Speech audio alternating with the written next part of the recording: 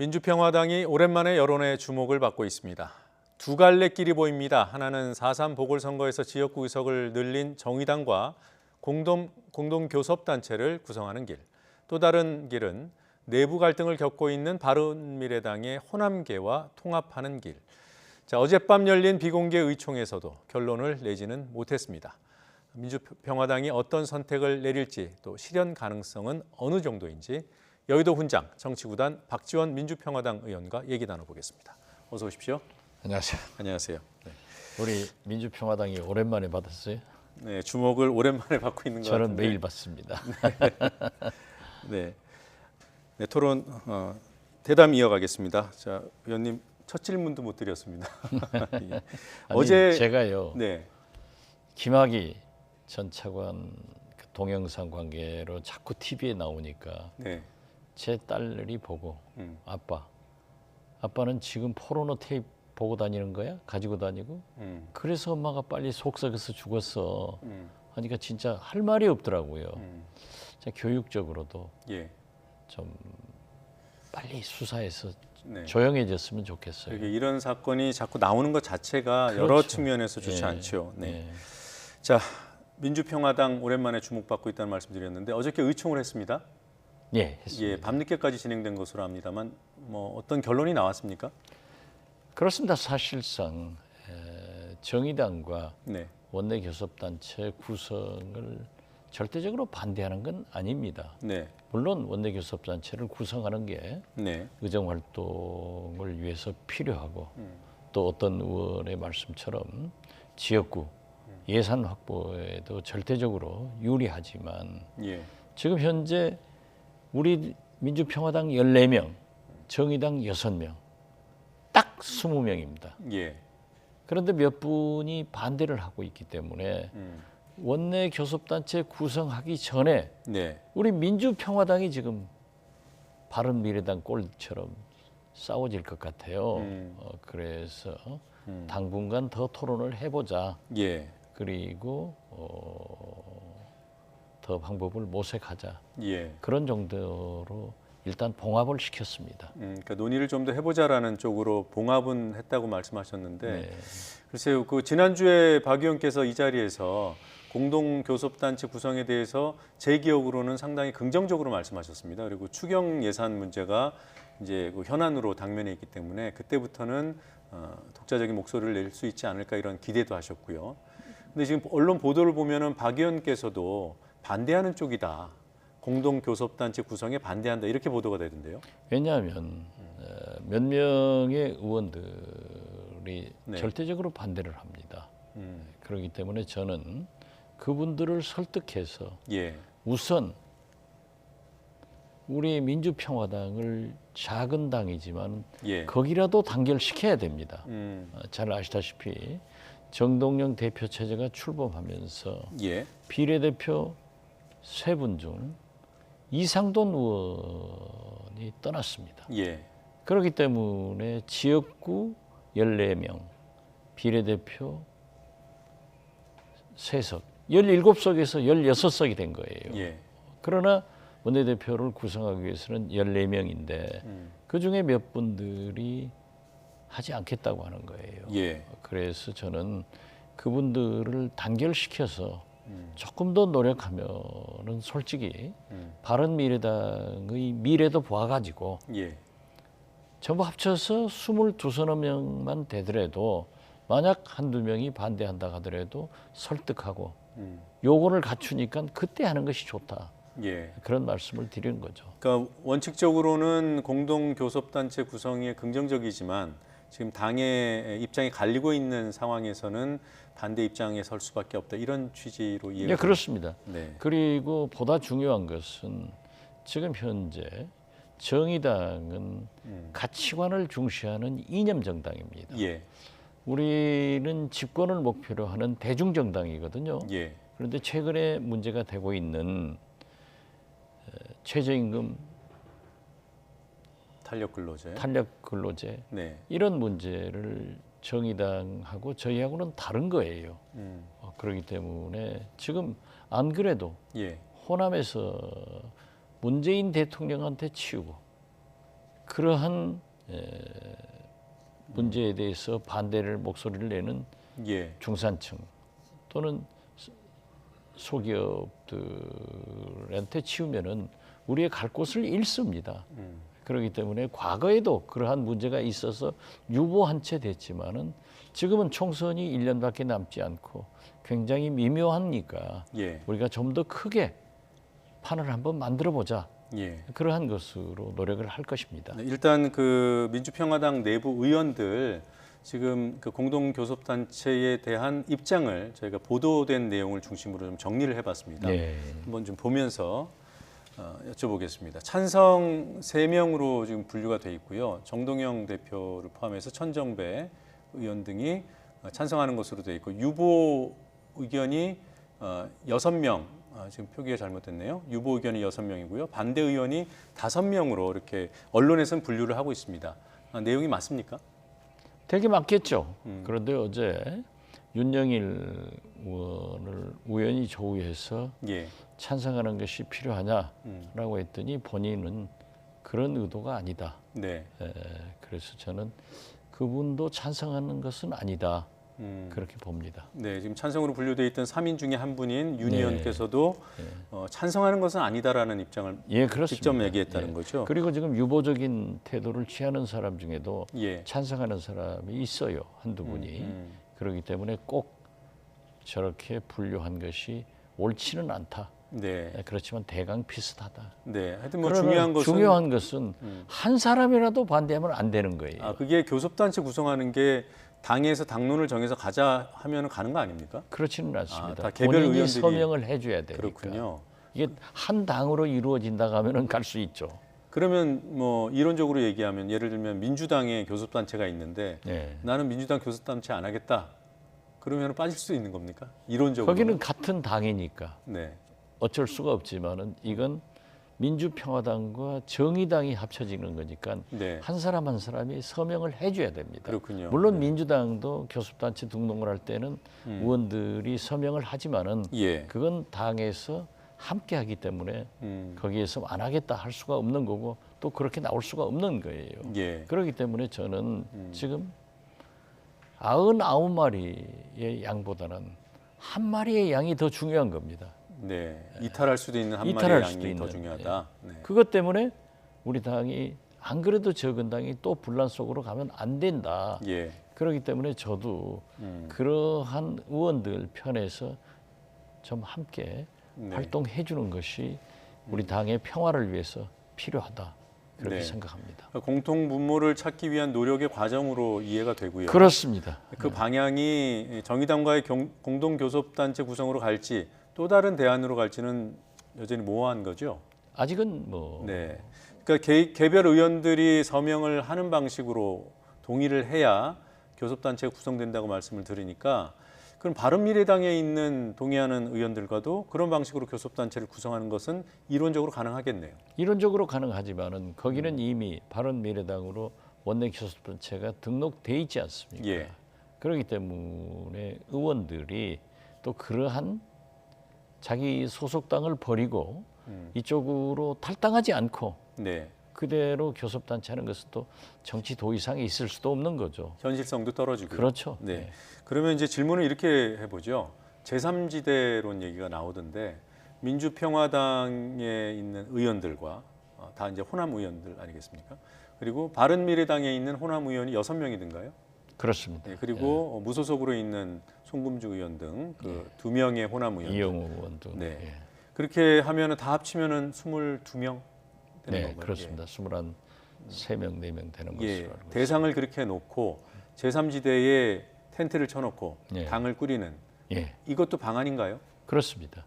예, 그런데 문제는 그래서 저는 수개월 전부터, 예. 뭐 1년여 전부터 손학규 대표가 어떠한 스탠스를 가지고 있느냐. 네. 정기 개편의 불씨는 손학규 대표로부터 나온다라고 예. 했는데 지금 유승민 의원이 한국당으로 가지 않겠다 예.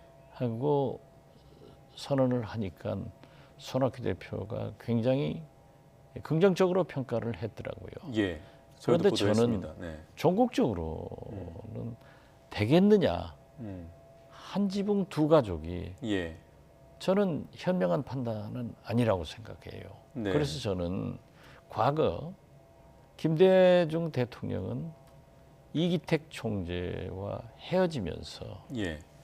당사도 네. 모든 재산도 기득권도 넘겨주고 네. 새로운 정당을 창당해서 호남을 중심으로 창당하고 결국 전국 정당으로 발전시켜가지고 집권을 했다. 예. 그렇기 때문에 손학규 대표도 그러한 방법을 모색했으면 좋겠다 하는 얘기를 제가 직접 만나지는 못했습니다. 예. 요즘 뭐 청문회다 국회가 바빠가지고요. 그래서 오늘 바른미래당 주요 간부하고 조찬을 하면서 그런 설명을 했고 네. 또 청문회가 끝나면은 이제 주말께 한번 손학규 대표에게 전화를 해서 한번 만나보려고 합니다. 그러나 제가 이렇게 공개적으로 누차 얘기를 했기 때문에 예. 손학규 대표도 제가 무슨 말을 하고 있는가는 잘 알고 계셔서 저는 만나서 한번 부딪혀 보려고 하는 겁니다. 네. 그건 바른미래당의 그 지도부에 속해 있는 간부를 만나셨다는 얘기죠, 오늘 조찬에서. 네, 그렇습니다. 그리고 주말쯤에는 손 대표를 직접 만나보시겠다. 한번 연락해 보려고 그래요. 네. 약속이 될지는 아직 모르는 거고요. 되겠죠, 뭐. 만나자고 하면 잘 만나 주십니까? 그렇죠. 예. 최근에 손 대표가 이 민주평화당 인사들하고 접촉한 적은 없고요. 그건 잘 모르겠습니다. 그래요. 네. 하여튼 이번 주말쯤에 만날 만나려고 예정이라 한번 연락하겠습니다. 거죠. 그동안 뭐 손 대표를 향해서 말씀대로 오래전부터 이를테면 이제 결단하라는 말씀을 해 오셨잖아요. 그렇죠. 예. 네. 저희 방송에서도 수차례 예. 하셨는데 잠깐 그 얘기를 듣고 진행하겠습니다. 예. 네. 바른미래당 내에 있는 호남 의원들, 그러니까 국민의당 출신들 거치가 어떻게 될지 좀 궁금해지더라고요. 그래서 저는 처음부터 손학규 대표가 예. 정계 개편에 불씨를 제공할 것이다. 그리고 거듭 말씀드리지만 한국당은 전당대회를 통해서 도로 박근혜당으로 갈 거예요. 손학규 대표가 그때 정체성에 맞는 결단을 하면은 상당한 변화가 일어날 것이다. 민주평화당과도 합쳐질 수 있습니까? 그건 이제 우리가 더 생물이기 때문에 더 두고 봐야지만은 배제는 안 하시는군요. 그건 누구도 지금 장담할 수 없을 거예요. 네. 그러니까 전제 조건이 붙어 있었어요. 그 한국당이 도로박근혜당이 되고 저희 뭐 살짝 저희가 편집을 했습니다만 유승민 의원이 바른미래당에서 뭔가 이제 갈 곳을 찾아서 떠난다라는 전제가 붙어 있었는데 조금 전 말씀대로 유승민 전 대표가 한국당 안 가겠다고 얘기를 했습니다. 그렇습니다. 그게 어떻게 보십니까? 손학규 대표의 발을 묶어버리는 그런 의도는 없을까요? 그럼 묶어버리는 거죠. 그렇기 때문에 손학규 대표의 결단을 촉구하는 겁니다. 제가 저러한 얘기를 했을 때도 예. 이미 한국당에서는 애국당, 태극기 부대와 통합을 하려고 하지 네. 유승민 의원과 통합하려고 하는 얘기는 안 나옵니다. 예. 그리고 제가 알고 있기로는 유승민 의원이 오는 것도 그렇게 달갑게 생각하지 않는다는 거예요. 예. 그러면다고 해서 유승민 의원이 언제까지 진보 보수 이 한 지붕 두 가족 속에서 어떻게 정치를 할 수 있어요? 예. 또 사실 솔직히 말씀드려서 대구는 한국당의 공천을 받아야만이 당선 가능성이 있습니다. 그렇기 때문에 저는 아마 줄기차게 저분들은 어떤 그룹이 예. 어떤 당을 만들든지 또는 바른미래당을 지키면서 한국당과 당대당 통합으로 노력할 것이다. 예. 그렇기 때문에 과거 김대중 대통령처럼 뭐 재산이나 자산이죠. 당의 자산이나 기득권에 연연하지 말고 아예 보따리 써서 나오는 것이 네. 훨씬 깨끗하고 정체성을 찾아가는 길이다. 그걸 지키려다 뭐 합니까? 제가 지금 들어보니까 바른미래당의 자산이 약 50억 된대요. 예. 500억을 5천억이 있는데 그게 무슨 필요 있습니까?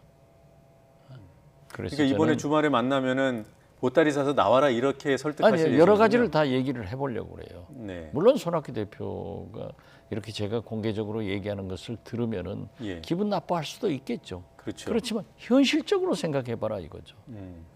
이렇게 가다가는 죽도 아니고 밥도 아니고 음. 내년에 총선에 무엇으로 무슨 말로 총선을 치를 것이냐 예. 확실한 것을 결정하고 가자. 네. 저는 그렇게 권해 보려고 그래요. 그게 민주평화당으로 입당하라는 건 아닐 것 같고요. 제3지대에서 하나 뭘 독자적으로 제3의 정당을 만들어 보자 이런 제안이겠네요. 누구든지 지금 기득권을 주장해서는 안 됩니다. 물론 제일 좋은 것은 민주평화당으로 들어오는 것도 좋죠.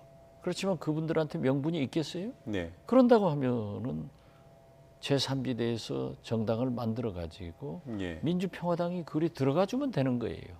바른미래당 손학규 대표 등그 소속 의원들 일부가 또 들어오고요. 들어오죠. 예. 네. 설득이 되겠습니까? 그건 뭐 총선이 앞에 기다리고 있고 네. 지금 현재 다른 길이 없기 때문에 저는 그 길로 갈 거라고 봅니다. 아, 그 길로 갈 그러나 것이다. 이러한 정치적 이합 집산이 아니라 네. 우리는 이미 김대중 리더십을 추종하는 세력이에요. 음. 정체성도 대북 정책에 대해서 햇볕 정책 이러한 것을 가지고 있기 때문에 저는 과거에 한 집에서 살던 식구들이기 때문에 예. 충분히 가능성이 있다. 단 누구도 욕심내지 말고 기득권 버리고 합쳐자. 예. 그렇게 해서 호남에서라도 깃발을 들고 그리고 전국 정당으로 나가는 것이 사는 길이지 지금처럼 자꾸 좁아져 가지고 작아져 가지고 얘기하는 것은 바람직하지 않다. 저는 그렇게 봅니다. 그 과정에 안철수 전 대표가 함께 할 수 있습니까? 저는 거듭 말씀드리지만 3년 전에 우리 총선에서 그래도 제3당이 출범한 것은 미래형 젊은 안철수 같은 대통령 후보가 있었기 때문에 가능했지만은 예. 이미 시험이 끝났습니다. 그리고 저 개인적으로도 김대중 대통령이 그러시더라고요. 같은 실수를 반복하지 마라. 바른미래당 그러니까 손학규 대표 측에서 안철수 대표 같이 가야 한다고 하면 어떻게 됩니까? 그렇게 말씀하지 않을 겁니다. 아, 그러지 않을 것이다. 예. 네, 알겠습니다. 자, 대통령이 오늘 미국으로 출국을 하죠. 요 얘기 잠깐 좀 몇 가지 예. 여쭤보겠습니다. 이번에 가면 어떤 성과물을 가지고 대통령이 귀국을 할까요? 어떤 의미에서 보면은 이번의 한미 정상회담이 가장 중요한 한미 정상회담의 하나라고. 예. 저는 어떤 의미에서 보면 제일 중요한 회담이 될 것이다. 이렇게 봅니다. 어떤 의미에서 그렇습니까? 지금 뭐 세 차례 남북 정상회담하고 싱가포르 하노이에서 북미 정상회담을 했지만은 예. 그때는 잘 돼간다는 희망이 있었습니다. 지금은 하노이 회담 후 사실상 결렬돼 가지고 북미 간에 대립하고 있는 관계 아닙니까? 그렇지만 다행히 과거로 돌아가지는 않고 있습니다. 예. 또 트럼프 대통령도 스스로 김정은 위원장을 만나자 하는 겁니다. 그렇기 때문에 이번에 예. 문재인 대통령이 트럼프 대통령을 만나면은 저는 세 가지로 봅니다. 첫째, 예. 트럼프 대통령이 어떠한 경우에도 예. 김정은 위원장을 설득해서 인공위성이건 뭐건 발사하지 말라고 해라. 예. 그리고 다시 한번 만나자. 네. 만나서 검증 가능한 비핵화를 논의하자. 이렇게 얘기할 겁니다. 그러나 문재인 대통령에게 두 번째는 비핵화가 진전되지 않은 상태에서 예. 남북 경협을 먼저 나서지 말라. 이걸 굉장히 강한 톤으로 요구할 것 같아요. 예. 세 번째로는 아마 방위비 분담에 대해서 강한 요구를 하게 될 것이다. 네. 그래서 저는 문재인 대통령이 오늘 가셔서 사실상 우리로 하면 모레 아침 새벽에 회담을 하는데 예. 이번 회담이 가장 중요하고 어려운 회담이 되지만은 그래도 분단국가의 대통령으로서 이 문제를 해결할 사람은 세계에서 문재인 대통령밖에 없기 때문에 예. 트럼프 대통령을 잘 설명하고 그 결과를 가지고 빠른 시일 내에 5월이면 좋죠. 예. 남북 정상회담을 가져가지고 최소한 6월에는 북미 정상회담 해가지고 비핵화의 길로 가야 된다. 저는 그렇게 생각합니다. 늦어도 6월에는 북미 정상회담이 열려야 된다. 시간이 없습니다. 시간이 없다. 북한도 경제 문제가 크게 네. 클로즈업 되고 있고 미국의 트럼프 대통령도 대선 시점이 착각 오고 있습니다. 예. 네, 알겠습니다. 자, 오늘 말씀은 여기까지 듣겠습니다. 오늘도 잘 들었습니다. 고맙습니다. 예, 감사합니다.